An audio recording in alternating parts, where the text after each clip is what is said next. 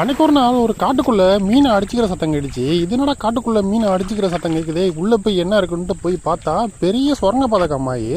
தண்ணி சுத்தமாக இல்லாதனால கம்மாய்க்கு வெளியே நிறைய மீன் துள்ளி தெரிய ஆரம்பிச்சிச்சு. உள்ளே போய் வாரி பார்த்தா எவ்வளோ மீன் இருக்குன்னு நீங்களே பாருங்களேன்.